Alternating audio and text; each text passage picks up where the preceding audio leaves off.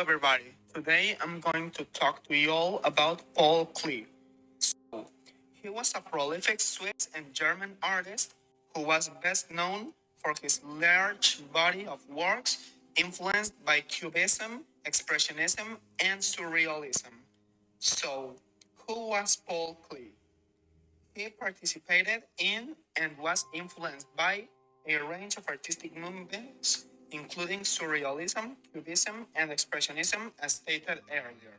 So, he taught art in Germany until 1933, when the National Socialists declared his works indecent.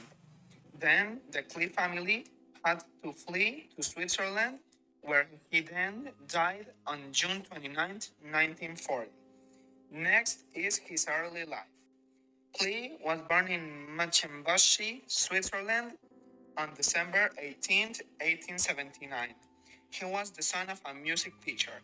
He was also a talented violinist, receiving an invitation to play with the Bern Music Association at age 11.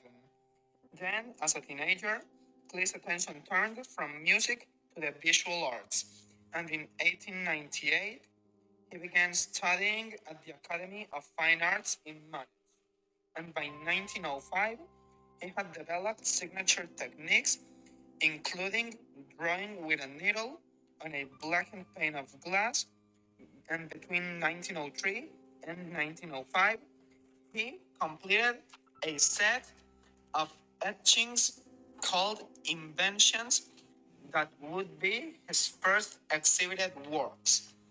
Then, about his rise to prominence, in 1906, he married a Bavarian pianist named Lily Stamm, and the couple had a son named Felix. Also, Paul Klee's artworks ingressed slowly for the next 5 years, and his works progressed slowly for the next 5 years. In 1910, he had his first solo exhibition in Bern, which subsequently traveled to 3 different Swiss cities. In January of 1911, Klee met an art critic named Alfred Kubin, who introduced him to artists and critics. That winter, Klee joined the editorial team of the journal Der Blaue Reiter, co-founded by Franz Marc and Wassily Kandinsky. He began working on color experiments in watercolors and landscapes, including the paintings in the quarry. Klee's artistic breakthrough came in 1914 after a trip to Tunisia. Inspired by the light in the Tunis, Klee began to delve into abstract. Returning to Munich, Klee painted his first pure abstract art in the style of Karawan, composed of colored rectangles and circles. Klee's work evolved during World War I, particularly following the deaths of his friends August Mock and Franz Marc. Klee created several pen and ink lithographs, including that for the idea. In reaction to this loss, in 1916, he joined the German army, painting camouflage on airplanes and working as a clerk. By 1917, art critics began to classify Klee as one of the best young German artists. A 3-year contract with dealer Hans Goltz brought exposure as well as commercial success. Klee taught at the Bauhaus from 1921 to 1931, alongside his friends Kandinsky.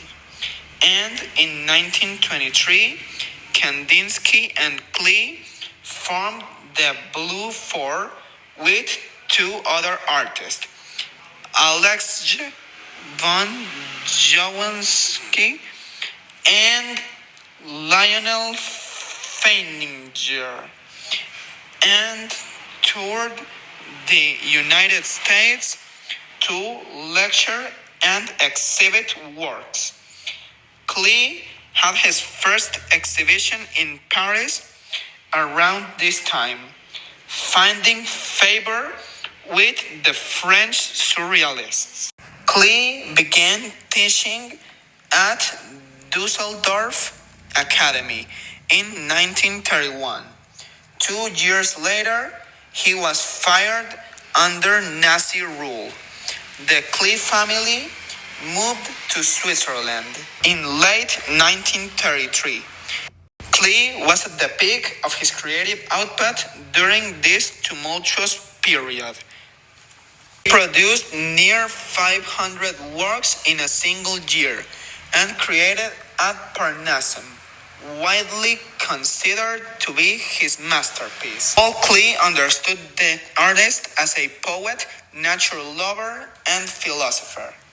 The basis of his works and teachings revolve around 5 themes: the line, the movement and nature, the color, the circulatory system, and studying works of great masters. And lastly, 2 important quotes from Paul Klee.